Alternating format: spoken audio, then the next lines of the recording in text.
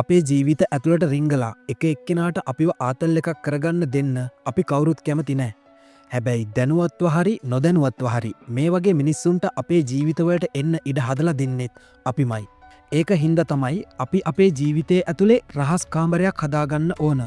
කාටවත් ඇක්සස් කරන්න බැරි කිසිම කෙනෙක්ට මේ කාමරය ඇතුළට ඇවිල්ලා අපේ දත්ත හොරෙන් බලන්න බැරි මේ හදාගන්න රහස් කාමරයට පුළුවන් ඔයාගේ ජීවිතයේ බලවත්ම පුද්ගලයා ඔයාව කරවන්න. ඉතින් ඒ කතාව තමයි අද මං ඔයාට කියන්න යන්නේ.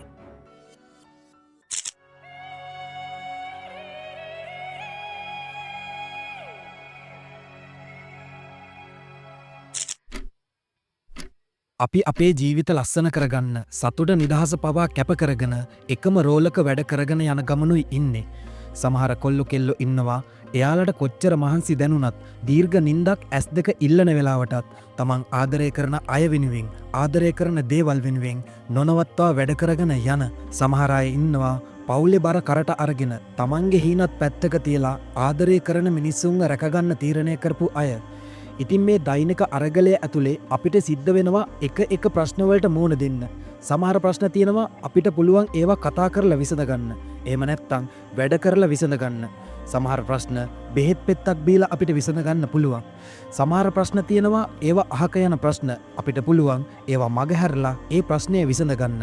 ඒත් සමහර ප්‍රශ්න තියෙනවා ඒවට පුළුවන් අපිට උන් හිටි තැන් පවා අමතක කරවලා දාන්න. සමහර විට තමන්ට මේ මොකද්ද උනේ කියලා තමන්ගෙන්ම අහගන්න වෙන විදිය ප්‍රශ්න. ඒකට මූණ දෙන්න තරම් ශක්තියක් ඉතුරු වෙලා නෑ වගේ හැඟෙන ප්‍රශ්න අපේ ජීවිතයට එන්න ඉඩ තියෙනවා. උදාහරණයක් විදියට ඔයා ගොඩක් ආදරය කරන කෙනෙක් ඔයාට වංචාවක් කරලා ඔයාගේ අතට අහු වෙනවා. හිර වෙන ප්‍රශ්නයක්. ඔයා ආදරය කරන කෙනෙක් ඔයා නොහිතපු වෙලාවක ඔයාව අතහරිනවා. එහෙම නැත්තම් ඔයා ළඟ ඉන්නම ඕන කියලා හිතන අමාරු කාලෙකදී මිනිස්සු ඔයාව අතහැරලා දාලා යනවා. මේ වගේ ප්‍රශ්න ඔයා එදිනෙදා කරගෙන යන වැදගත්ම වැඩ කොටසට කෙලින්ම බලපානවා. ඔයාගේ සාමාන්‍ය විදියට ඔයාගේ සැලසුම් වලට ඔයාට නවත්තලා දාලා පැත්තකට කරලා තියන්න බැරි වැඩවලට මේ ප්‍රශ්න ඍණාත්මක විදියට ගොඩක් බලපානවා. ඔයාගේ සාමාන්‍ය දවස ඇතුලේ ඇතිවෙන්න ඉඩ තියෙන ප්‍රශ්න වගේ නෙවෙයි මේ ප්‍රශ්න. මොකද මේ වගේ ප්‍රශ්න සම්බන්ධ වෙලා තියෙන්නේ ඔයා එදිනෙදා ඉතා ළඟින් ගනුදෙනු කරන හැඟීම් එහෙම නැත්තම් ඉමෝෂනල් දේවල් වලට. ඔයා තේරුම් ගන්න ඕන ප්‍රධාන දෙයක් තමයි අපි එදිනෙදා මූණ දෙන ලොජිකල් දේවල් ඉක්මනට විසඳගත්තට මේ හදවත හැඟීම් සම්බන්ධ දේවල් එහෙම ලේසියෙන් විසඳගන්න බැරි බව. ඔයා එක්ක වැඩ කරන පාර්ට්නර් කෙනෙක්, ඔයාගේ ගෝලයෙක්, ෂෙයා හෝල්ඩර් කෙනෙක් හරි අයින් වෙලා ගියොත් එයා වෙනුවට වෙන කෙනෙක් ලේසියෙන්ම හොයාගන්න පුළුවන් වුණාට ඔයා ආදරය කරන කෙනෙක් නැති වුණොත්, ඔයාව අතහැරියොත්, වංචාවක් කළොත් එක පාරටම කෙනෙක්ව ගෙනල්ලා ඒ වෙනුවට රීප්ලේස් කරන්න බෑ. ඒ වගේ හැඟීම් එක්ක සම්බන්ධ තුවාල සනීප වෙන්න කාලයක් යනවා. අන්න එතකොට අපි හැමදාම කරගෙන යන අරගලයට ඒක කෙලින්ම බලපානවා. ඒක හරියට යුද්ධයක් මැද ඉන්නකොට හදවත නැති වෙලා මොලේ විතරක් වැඩ කරනවා වගේ දෙයක්. සතුටින් හිටපු ඔයාව කෝම එකකට බලෙන් ඇදලා දානවා වගේ වැඩක්. මේ වගේ වෙලාවට අපි කැඩිලා බිඳිලා දුර්වල වෙලා යනවා. එහෙම වෙන්නේ එයාලා අපිව දාලා ගිය හින්දාම නෙවෙයි. එයාලා අපිව දාලා ගිහිල්ලා ඉද්දිත් තමන්ම තමන්ගේ ජීවිතයට කරගන්න බලපෑම් වලට. ළඟ ඉන්න අය වෙන්න පුළුවන්, බාහිර ලෝකයේ වෙන්න පුළුවන්. මෙයාලා කරන එක විදිය බලපෑම් නිසා අපේ දීර්ඝකාලීන අරමුණු අපෙන් ඈත් වෙලා යනවා. ෆේල් වෙනවා. එක්කෝ අමාරු වෙනවා. ඒවා හීනම විතරක් වෙලා යනවා. බැඳීම් ඇතුලේ ඕපන් වෙනවා කියලා එයාලට අපේ ජීවිතේ හැම අස්සක් මුල්ලක් නෑරම ඇතුල් වෙන්න ඉඩ දීලා දවසක එයාලා අපෙන් ගැලවිලා ගියාම තමයි අපිට මේ බලපෑම් එන්න පටන් ගන්නෙ. ඕනම කෙනෙක්ගෙන් අහලා බලන්න අපේ ජීවිතේ හතුරෙක් ඉන්නව නම් කාලයකට කලින් ඒ මිනිස්සු අපි ළඟින්ම හිටපු මිනිස්සු තමයි. මෙතනදි තමයි අපිට හොඳින් අවධානය දෙන්න ඕන කාරණාවක් එළියට එන්නේ. අපි හීන වෙනුවෙන් කරගෙන යන අරගලේදී ඉස්සරහට එන යුද්ධවලදී නොනැසී ඉන්න නම් අපි මොනවද කරන්න ඕන? මෙතනදී තවත් කතාවක් උඩට එනවා. මුලින්ම මේක දැනගෙන ඉස්සරහට යන එක අපිට ගොඩක් ලේසි. මිනිස්සු වෙනස් වෙන එක අපිට වෙනස් කරන්න බෑ. අපිට පාලනය කරන්න බෑ. මොකද ඒක තියෙන්නේ අපේ කොන්ට්‍රෝල් එකේ නෙවෙයි අපේ ජීවිතවලින් එළියේ. හැබැයි මේ වෙනුවෙන් අපිට කරන්න টොප් සීක්‍රට් එක දෙයක් ඉතුරු වෙලා තියෙනවා. ඒක තමයි මම මුලින්ම කිව්ව රහස් කාමරයක් හදාගන්න එක. අපි යුද්ධයකට යනකොට අනිවාර්යෙන්ම ආයුධ සන්නද්ධව යන්න ඕන වගේම ජීවිතය කියන යුද්ධයටත් යද්දී අරගෙන යන්න ඕන ආයුධ කීපයක් තියෙනවා. හරි. අපි දැන් බහිමු මේකේ පැක්ටිකලි කාරණා ටිකට. රහස් කාමරය හදාගෙන යන්න අපි පටන් ගමු. මේ රහස් කාමරේ තමයි අපේ සතුට සහ ප්‍රශ්නයකදී රිකව වෙන්න පුළුවන් ආයුධ ටික හංගන රහස් ගබඩාව. ජීවිතය කියන්නේ කොටු 9ක් නම් එක කොටුවක් වෙන් කරගන්න කාටවත්ම ඒක ඇතුළට යන්න බැරි වෙන විදියට අගුළු දාලා තියෙන.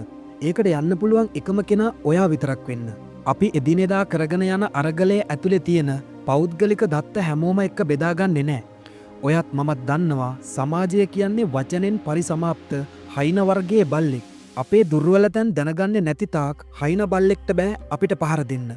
උන් කරන්නේ නැට්ට පස්ස පැත්තේ ගහගෙන අපේ දුර්වල තැන් මොකක්ද කියලා හොය හොය අපේ වටේ කැරකි කැරකි ඉන්න එක විතරයි. හැබැයි අපි දුර්වල වුණොත් අපේ දුර්වල තැන් හොයාගත්තොත් උන් අපිව විනාඩියක් යන්නත් කලින් මරලා දානවා. අපි දුර්වල වෙන හේතු මොනවද? අපි දුර්වල වෙනවා අපිටම කියලා පෞද්ගලිකත්වයක් නැති වුණාම. අපේ අතේ සල්ලි නැති වුණාම. තමන්ගිම කියලා අරමුණක් නැති වුණාම. ඒ වගේම අපිට ඩිසිප්ලින් නැති වුණාම. අපි දුර්වල වෙනවා එක දිගට වැඩ කරගෙන යන්නේ නැති වුණාම. අපි දුර්වල වෙනවා තමන්ට ආදරය කරන්න දන්නේ නැති වුණාම. තමන් වෙනුවෙන් වෙන් කරන්න කාලයක් නැති වුණාම. කොටින්ම අපි දුර්වල වෙනවා තමන්ටම කියලා වටිනාකමක් නැති වුණාම. එතකොට ඇයි අපි රහස් කාමරයක් හදාගන්න ඕන? මම හිතනවා තමන්ගේ සතුටෙත් තමන්ගේ දියුණුවෙත් මැජිකල් පොයින්ට් එක මේක කියලා. තමන්ට කියලා පෞද්ගලිකත්වයක් තියාගන්න. තමන්ගේ ශක්තියින් ටික හංගලා තියාගන්න. ඔයාගේ හොඳම තුරුම්පු ටික හංගලා තියාගන්න. ආයුධ ටික හංගලා තියාගන්න නම් අනිවාර්යෙන්ම තමන්ගේ ජීවිතයේ ඇතුලේ රහස් කාමරයක් හදාගන්න ඕන. අපි දන්නවා ඇමරිකාවයි රුසියාවයි කියන්නේ තදින්ම සීතල යුද්ධ පවතින රටවල් දෙකක්. මේ රටවල් දෙකම අවුරුද්දකට සැරයක් තමන්ගේ යුද ශක්තිය ගැන ලෝකයටම පෙන්වන්න එක දේවල් කරනවා. අලුත් ටෙක්නොලොජි හොයාගත්ත කියලා කියනවා. හැබැයි හොයලා බලන්න කොතනකවත් මේ රටවල් දෙකම කියලා තියෙනවද කියලා. එයාලට මේ වර්ගයේ ආයුධ තියෙනවා. මේ ආයුධයෙන් වෙන්නේ මේ දේ. මේ ආයුධයේ ප්‍රොසෙස් එක මේ වගේ කියලා. නෑ බ්‍රදර්. එයාලා කරන්නේ එයාලගේ බලය ගැන කතා කරන එක විතරයි. එයාලගේ ආයුධ වලින් වෙන දේවත් එළියට දාන්නේ නෑ. එයාලා කියන්නේ අපිට ගැහුවොත් අපිට තියෙන හොඳම ආයුධ වලින් එහා පැත්තට පහර දෙනවා කියලා විතරයි. එතකොට අනිත් පාර්ශවය උනත් පසු බහිනවා. මොකද එයාලට අනිත් පාර්ශවයේ තියෙන බලය හරියටම ගණනය කරගන්න තරම් විස්තරයක් එයාලා ළඟ නැති හින්දා. ඔයාට තේරෙනවද දැන් ඇයි අපි අපේ ජීවිතේ රහස් කාමරයක් හදාගන්න ඕන කියලා? රහස් කාමරේ ඇතුලේ හංගන්න ඕන මොනවද කියලා? ඔයා දන්නවද රුසියාව වගේ රටවල් තමන්ගේ සතුරු පාර්ශවයේ දත්ත තොරතුරු තාක්ෂණය හොයාගන්න කොච්චර වියදම් කරනවද කියලා? මොන වගේ අවදානම් ගන්නවද කියලා? මොකද රහස් තොරතුරු කියන්නේ කෙනෙක්ව විනාශ කරලා දාන්න පුළුවන් මෙවලමක්. අන්න ඒ වගේ තමයි අපේ ජීවිතයේ රහස් පිටට ගියාම ඒව පාවිච්චි කරලා කෙනෙක්ට අපිව විනාශ කරලා දාන්න පුළුවන්. ඉතින් ඔයා දැනගන්න ඕන ඔයාගේ රහස්, ඔයාගේ දක්ෂතා, ඔයාගේ දුර්වලකම් හංගලා තියාගන්න. හරි. එතකොට කිසි කෙනෙක් දැනගන්න ඕන නැති රහස් මොනවද? නම්බර් 1 ඉලක්ක සහ අරමුණු. ඔයාගේ ඉලක්ක හීන අන්තිමට ගිහින් නතර වෙන්න ඕන තැන මේ රහස් කාමරයට දාලා ලොක් කරන්න. මොකද ඔයා ලොකු අරමුණකට වැඩ කරනවා කියන්නේ නිකම්ම හතුරු හැදෙනවා කියන එක. තමන්ගේ ජීවිතයට හතුරු නිර්මාණය වෙන්න ඔයා වැරද්දක් කරන්න ඕනම නැහැ. ඔයාගෙන් අඩුපාඩුවක් වෙන්න ඕනම නැහැ. සර්පයා කණාමැදිරියා කතාව වගේ වටේ ඉන්න සමහර මිනිස්සුන්ට ඔයා ගැන තරහක් ඉරිසියාවක් ඇති කරගන්න හේතු ඕන වෙන්නේ නැහැ. මගේ හොඳම යාළුවා මේ දෙයට තදින්ම මූණ දීලා ලොකු අපහසුතාවයකට පත් වුණා. එයාගේ පවුලේ අය දැනගන්න ඕන නැති තොරතුරු දැනගත්ත හින්දා. ඒක නිසා ඔයාගේ හීන ගැන කාටවත් කියන්න යන්න එපා. ඔයාගේ ඊළඟ ස්ටෙප්, මූවමන්ට්ස් මොනවද කියලා මිනිස්සුන්ට දැනගන්න තියන්න එපා. ඒකෙන් වෙන්නේ අමතර ප්‍රශ්නවලටයි කරදරවලටයි මූණ දෙන්න වෙන එක විතරයි. නම්බර් 2 බයම දේවල් සහ දුර්වල දේවල්. මේ දෙක ඔයාගේ රහස් කාමරේ පතුලෙම තියෙන්න ඕන දෙයක්. ඔයාගේ දුර්වලකම් සමාජයට දැනගන්න ඉඩ තියන්න එපා. මොකද මිනිස්සු ආසයි කෙනෙක්ගේ දුර්වලකම් පාවිච්චි කරලා Tamanට ප්‍රයෝජන ලබා ගන්න. හරියට නිකන් දුක අහන අයියලා වගේ. මේ ලෝකේ හොඳ වගේම නරක දේවල් තියෙනවා කියලා ඔයා දන්නවා. අද ආදරය කරන කෙනා හෙට ඔයාට වෛර කරන කෙනෙක් බවට හැරිලා තියෙන්න පුළුවන්.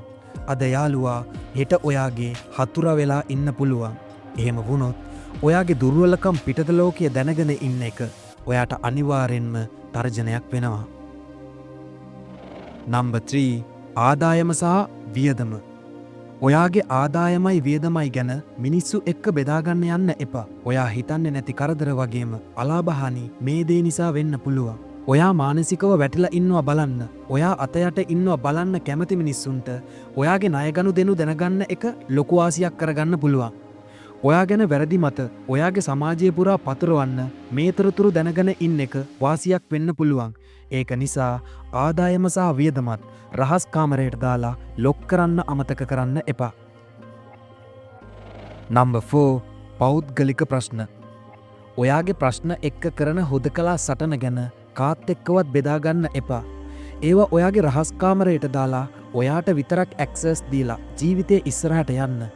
හීන වෙනුවෙන් දවස පුරා කරගෙන යන අරගලයේ කිසිම අප්ඩේට් එකක් හැමෝම දැනගන්න ඕනේ නෑ. අවශ්‍යම අය හැර පිටද පවුලෙද කියලා අදාළ නෑ. මිනිස්සු කැමති අපි දියුණු වෙනවට. හැබැයි ඒ මිනිස්සුන්ට වඩා අඩුවෙන්. මිනිස්සුන්ගෙන් ඔයා අනුකම්පාව ඉල්ල අතයට ඉන්නවා නම් මිනිස්සු හරි කැමති අපිව බයිට් එක්කට ගන්න. එයාලගේ මමත්වය වැඩි කරගන්න. එයාලා කැමති අපිට උදව් කරනවා වගේ පෙන්නලා අපිව එයාලට වඩා පල්ලෙහින් තියන්න. අපි එයාලට වඩා එක අඩියක් හරි උඩට යන එක බලන්න එයාලා කැමති නෑ. දැන්ම ඔයාගේ හුදකලා සටන් රහස් කාමරයට දාලා ලොක් කරලා දාන්න. නම්බර් 5 සම්බන්ධතා සහ අතීත සිදුවීම්. මම මෙහෙම කියන්නම්කෝ. අපේ ජීවිතයේ ඉන්න ග්ලැඩියේටර්ස් ලව අපි එළියට දෙන්න නරකයි. මොකද ඒවා රහස් විදියටම තියෙන්න ඕන ඒවා. ඇත්තම කතාව පක්ෂපාතීත්වය කියන එක දැන් සමාජයේ හොයාගන්න ගොඩක් අමාරු දෙයක්. දැන් කාලේ තියෙන සම්බන්ධතා තියෙන්නේ මාසයයි 2යි. උපරිම අවුරුද්දයි. තමන්ට දැනුණු මිනිස්සු සහ හැඟීම් එක්ක ඇතිවෙන ප්‍රශ්නවලට අපේ තියෙන ශක්තිය ඒ විදියටම පාවිච්චි කරන්න බැරි වෙනවා. මොන තත්ත්වයක ඉන්න මිනිස්සෙක්ට වුණත් මොන ඉහළ පැලැන්තියක ඉන්න මිනිස්සෙක්ට වුණත් විශ්වාසය කඩකිරීම අතහැරීම් දරාගන්න බැරි කාලයක් එනවා. හැඟීම් නිසා ඒක පාලනය කරගන්න බැරි.